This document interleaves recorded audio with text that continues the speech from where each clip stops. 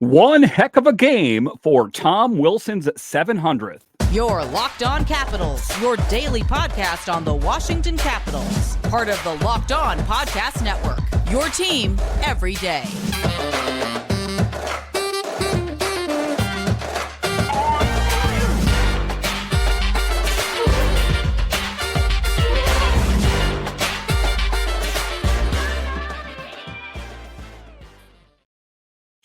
Well, hello and welcome into this edition of Locked On Capitals.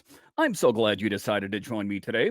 As always, this podcast is free and available on all the major platforms, including the SiriusXM app and on YouTube.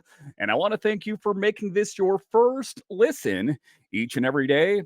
My name is Dan Holme. You can find me on Twitter. It's at DanCaps218.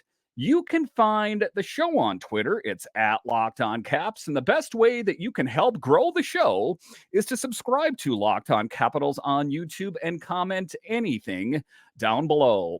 Today's episode is brought to you by FanDuel. Make every moment more right now. New customers get $150 in bonus bets with any winning $5 moneyline bet. That's $150 if your team wins.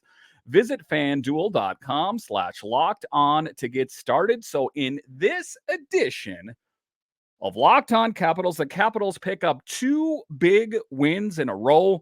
We'll talk about that in the show. A little bit later, we will talk about how the Capitals found the power play once again. And then we'll talk about what's next for the Capitals. We know that they are taking on the Golden Knights, and then they're taking on the Coyotes. Where do the Capitals stand? But just to get it going here, let's be honest here. This is the Tom Wilson show. This episode in particular, as it was his 700th game, and he really showed up and played a huge, huge role on the Capitals last night. Make no mistake about it, a game that he will never, ever forget. His 700th game, and he got his first ever NHL hat trick. That was quite something. You couldn't script something out any better than that, but Tom Wilson got it done. And ultimately why I believe that he has what it takes. He can step up on the big stage. He shows the leadership qualities, and he will be the next captain of the Capitals when Ovi decides to hang it up. But what a great game for the 29-year-old. His first NHL hat trick. And as we watch the game, the offense kind of came in the first period, and then they kind of, tapered it back in the second and third period. But the first period, Tom Wilson playing huge. A power play goal for the Capitals, something that has eluded this team for a month. A power play goal. It's something they haven't been able to do, and they found a way to get it done. And who else to get it done but Tom Wilson? On the same night, he got a hat trick and his 700th game. Wow, what an evening. Almost as big as the hat trick was Wilson's second goal, which ended with ending a month-long power play. So his third goal, of course, was huge. That was a hat trick, but the second one was the goal that ended the power play. I mean, you couldn't have scripted this out any better, and I don't think Tom Wilson could. And, the thing of it is some people, kind of discredit or kind of say, well, the Ducks aren't that good. Make no mistake about it. The Anaheim Ducks are going to be a team to be reckoned with in years to come. They are loaded with prospects and young players, not to mention Brett Leason. How many Capitals fans remember Brett Leason? Oh, yeah, they put him on the waiver wire, and what happened? Okay, we know what happened there, but Brett Leason playing a huge role on that Anaheim's Ducks team as well. But just taking a look at it here, then in his third, then in the third, he was diving and slamming and stepping in front of pucks, doing the big things, making big saves. Tom Wilson was a multi-dimensional player. If he wasn't getting a power play goal, if he wasn't scoring a hat trick, he was laying his body out on the line, blocking shots. It was quite something. And the thing that was most impressive for me is you can tell that there is a bit of a change in the script. There is a bit of a change in the plays that they have drawn up, and for good. I mean, it turned out rather well for the Capitals as they found a way to pick up two big wins in a row. Is that both of his goals came from the crease, dirty goals up front, in your face. And why was Tom Wilson so effective in those type of goals? Well, go ahead, try to move him. good luck. I mean, you're going to need to be a huge player, and there are other big players. I'm not saying that Tom Wilson is the biggest guy out there, but you're going to have to be a big guy to move Tom Wilson out of the way. And if he's up in the crease and wanting to slam home the puck, you better, have ate a breakfast in the morning. And if you think you're going to be able to move him, he is a big dude out there. One of the biggest moments was him stepping up and making a big save, saving the Caps from potentially having to go to OT. Again, that is why I am calling this episode the Tom Wilson Show, as it was Tom Wilson, and it was Tom Wilson, and he played a huge role. And, nothing more fitting for his 700th game than to just light it up on many different levels. And he did that and then some. Big taking a look out there. We made some changes. Wilson said it's new personnel out there, and we're playing with confidence, and we've changed up the looks a little bit. And that was some of the things that were changed up, no doubt, was having Tom Wilson up front, net front, in the crease, getting in the netminder's grill, and then driving it home, making really sweet goals and passes and blocking shots. I could not have asked for anything more from Tom Wilson, nor would I, but just taking a look at the box score in particular, Tom Wilson, let's see out here, they had 3 goals, of course, and 7 shots on net. That was quite something, far exceeding any of the other players that were out there. Just a huge, huge game for Tom Wilson, and we hope to see more of that, because he was one of the guys that I talked to you guys about. We were talking about the bottom 6 finding their touch and getting offense. Could you imagine, or if you remember me saying that, imagine if Wilson and Ovechkin caught on fire? Well, one of those 2 players did catch on fire, and it was Tom Wilson. And now the thing that we have to hope for, of course, is that it is sustainable. Number 2 on the team in goals, right behind Dylan Strome. So knocking him out of the park, and a real pleasant surprise. And I'm ultimately really happy that Tom Wilson did have that kind of night. I think that, just in and of itself, of playing your 700th game is a really huge thing, of course. But to do that and get a hat trick, your first ever NHL one, breaking the power play drought, that was a big thing. Blocking that shot, which saved the Capitals potentially from going to overtime. The list goes on and on and on. So for any of the naysayers out there, if you're watching this show or listening to it and you're not from the DC market and you're like, that Tom Wilson, he's just a tough guy. He's one-dimensional. Really? Well, if this exemplifies anything, it is what kind of multi-dimensional player Tom Wilson is, and that showed up on the big stage at the Honda Center in Anaheim in sunny California. And it will definitely be one of those games that I know Tom Wilson will never forget. I know that I, of course, will never forget it, but just a really great thing for the Capitals, just picking up a big win. They were kind of snake bitten, winning 5 games in a row. Then all of a sudden they dropped to the Oilers, and then they dropped a game to the Sharks, and we're putting our hands in the air going, what is going on? Remember the lines from Caps Pens 24/7, Road to the Winter Classic. A team is never as bad as they are when they're playing poor, never as great as they are when they're playing really well. I'm paraphrasing, but it rings true. Don't get too caught up in the moment. When your team goes on a 5-game winning streak, just know that a 2-game winning streak a 2-game losing streak is going to follow that. And and after that 2-game losing streak, the Capitals go on and pick up 2 big wins. Again, that's exemplified what he was talking about, the narrator and whoever wrote that up. So don't get too caught up on that. And the Capitals should be happy right now. Their fans, the players, everyone should be happy, as things seem to be firing on all cylinders. The things that Spencer Carberry has preached seem to be coming to fruition.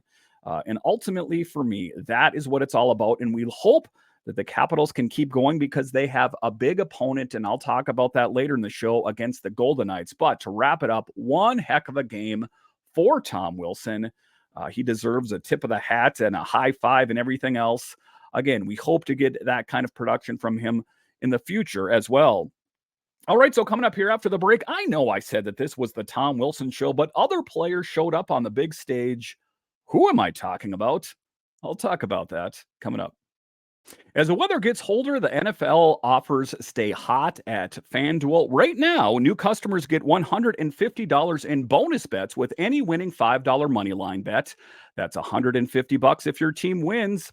If you've been thinking about joining FanDuel, there's no better time to get in on the action. The app is super easy to use. There's a wide range of betting options, including spreads, player props, over unders, and more. So visit FanDuel.com/locked on and kick off the NFL season. And guys, even if you're not that into betting, open up the FanDuel app and place a wager on one of the games that you're watching. It's going to make the game that you're watching that much more exciting. So head on over to FanDuel, official partner of the NFL.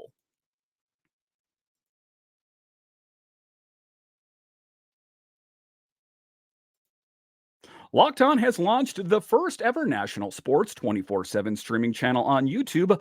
Locked On Sports Today is here for you 24/7, covering the top sports stories of the day with local experts of Locked On Plus, our national shows covering every league. So go to Locked On Sports Today on YouTube and subscribe to the first ever national sports 24/7 streaming channel.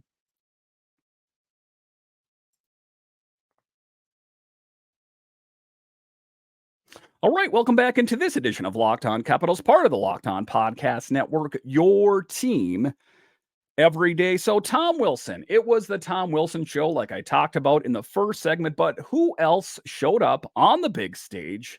It wasn't just Tom Wilson, right? No, Anthony Mantha, if you can believe it. And if you said that Anthony Mantha was going to go on a run where he had a multi-goal game, and I told you that last summer, you would have laughed in my face and said, have you seen Anthony Mantha before? There's no way that's going to happen. One thing I know for sure is that Anthony Mantha is a changed player. And what is it all about? And if you're an everydayer of the show, you know what I'm talking about. It's the positivity snowball. It is projecting success. He believes that he can score goals, and there it goes. He can score goals. If you believe it, if you can see it in your mind, it will happen. Just like when he was struggling, he was in his mind predicting that I'm going to, make this shot on net and it's not going to go in. And that's what he was doing, is projecting failure, as it was exemplified as 2 goals in 2 games. Wow, who is this Anthony Mantha? Mantha is a changed man, as he got 2 goals in as many games, stripping the puck and waiting out Gibson for the moment where Gibson slid out of position and found the back of the net with a backhanded goal. That goal required a lot of skill. And in real time, you could appreciate it, but if you watched it in slow motion, it was most impressive as he kind of went around the net and he waited for Gibson, and Gibson was holding on, and then he just fell out of position and he found it in the small gap between his pad and the crossbar, excuse me, the bar of the net there, and a goal. And that goal required skill. I mean, that's not something that a novice can do. So to the people out there that say Anthony Mantha doesn't have a lot of skill, he's not that great of a hockey player. If you want something recent, go ahead and take a look at that goal. It was a sweet, sweet goal. Mantha playing, they have so much faith in Anthony Mantha, as he was playing on the first power play unit. This was a guy that was a healthy scratch not too long ago. This is the guy that everyone said we'd love to trade him, but no one will take him.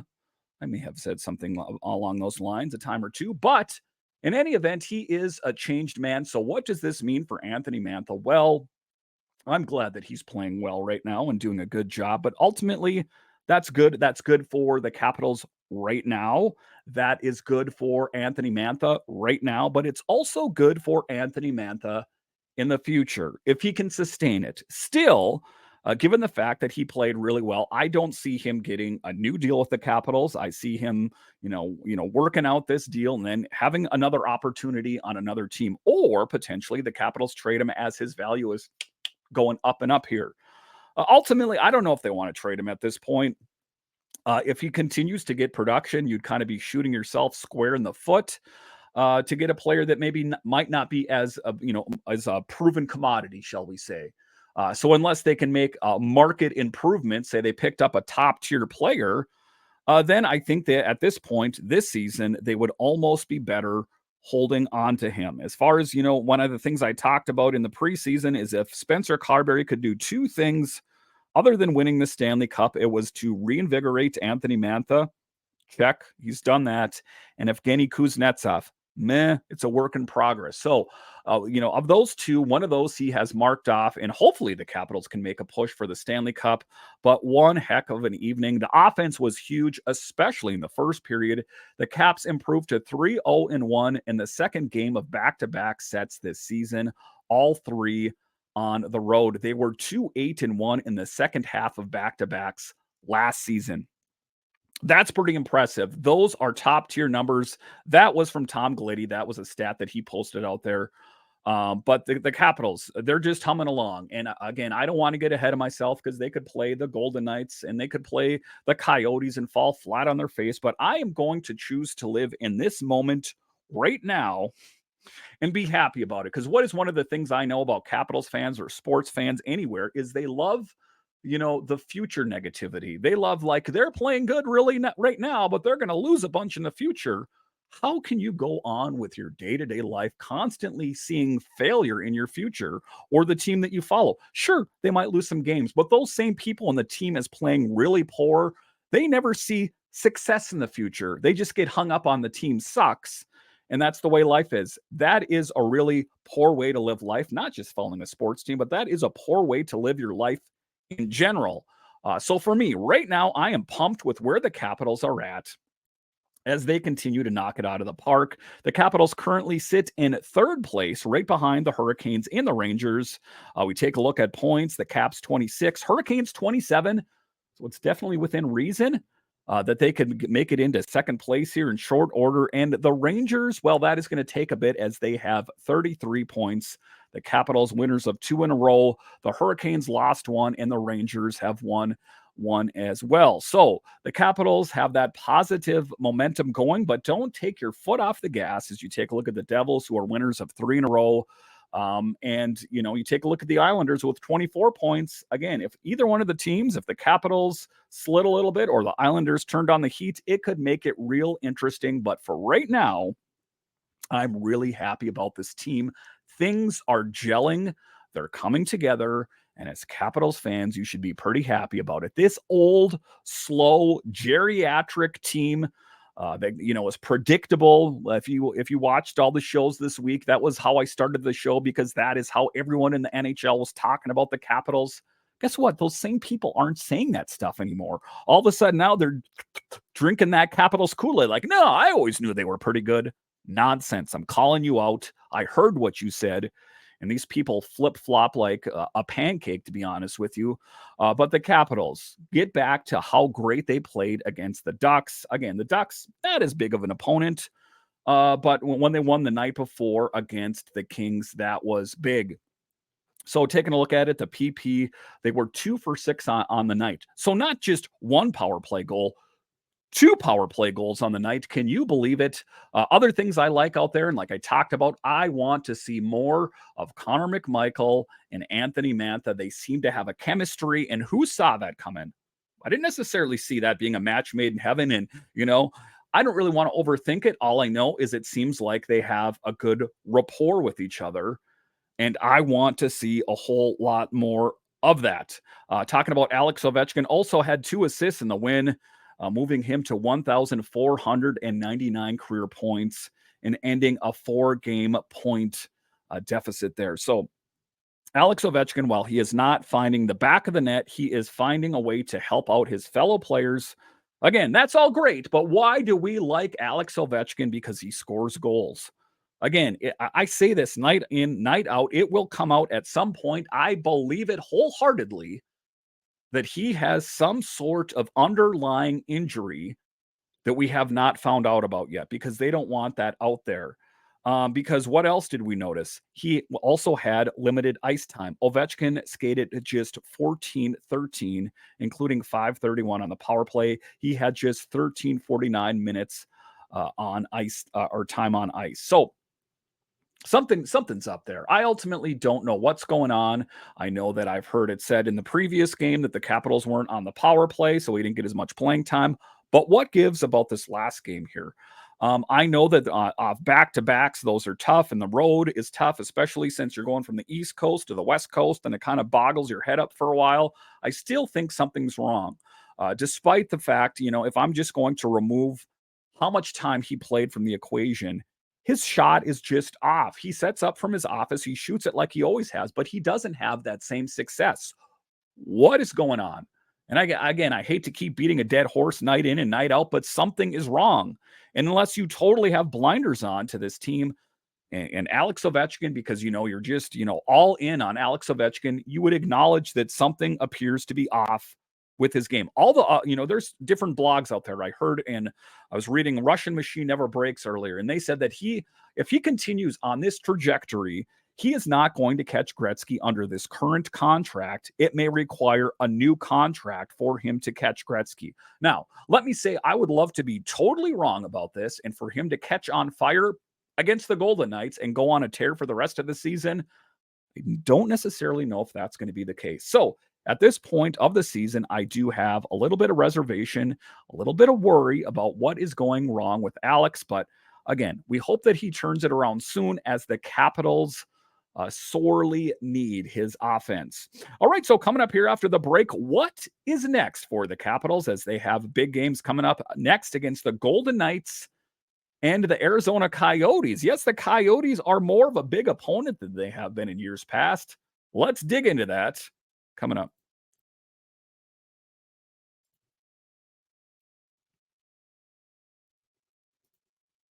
A new NHL season brings all sorts of possibilities. Alex Ovechkin could score 50 goals. The Capitals could hoist the Stanley Cup over their head, and you could win big by playing daily fantasy hockey on Sleeper, the official daily fantasy app of Locked On NHL Network. Sleeper is our number one choice for daily fantasy sports, and especially daily fantasy hockey, because with Sleeper, you can win 100 times your cash in daily fantasy hockey contests.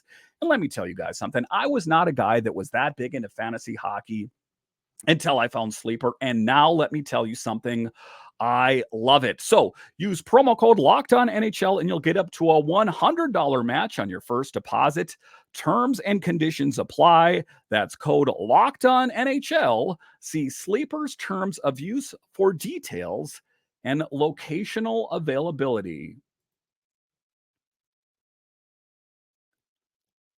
All right, welcome back into this edition of Locked On Capitals, part of the Locked On Podcast Network, your team every day. So the Capitals are doing really well right now, and I'm going to go ahead and say that. I know it was just a big game there against the Kings. It was a big game against the Ducks, but historically, the Capitals have struggled on the road. So they found a way to win big games out there. And I'm pretty excited about it, I got to say. And I'm really just happy the way the team is continuing to hum along here. And we hope that success can continue because let's face it, it has been kind of an up and down ride for this team thus far. But just taking a look at it, like I said, the Capitals currently sit in third place in the Metro, but things could get close in a hurry as we take a look out there who they're up against next. We know they are taking on the Golden Knights, and that's going to be a tough out. I mean, make no mistake about it. They are in first place in the Pacific with a 15-5 record. They have won a game here. The last game they played, they have 34 points. And the Capitals played rather well against them last time. But what about this time? You can't continue to live on former glory. They are going to have to be up for it because the Golden Knights are a pretty good team.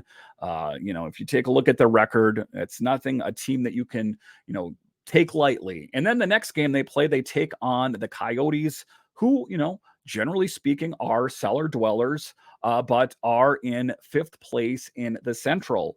Winners of 3 in a row. Okay, this is one of the games that the Capitals could easily slide into what they call a trap game. Let's not let that happen. Let's hope that they can continue in their winning ways. Because it's going to be tough. If you take a look at the road ahead, nothing should be taken for granted. They had good luck against the Ducks. What lies ahead for them after that? It's going to be interesting to see how this team progresses going forward. I know that, you have 2 big wins, on the West Coast that maybe you didn't necessarily see happening. But they have to be up for it. Upcoming after that, the Stars, the Dallas Stars on the 7th, the Rangers on the 9th. So it is going to be a tough task. And the Rangers is one of the games that I want all of you to circle and make sure to watch, because another game that is going to be a true measuring stick for this team. First place in the Metro. I mean, if you want to test to see what your team has, I want to take on the best of the best. And who's the best of the best in the Metro?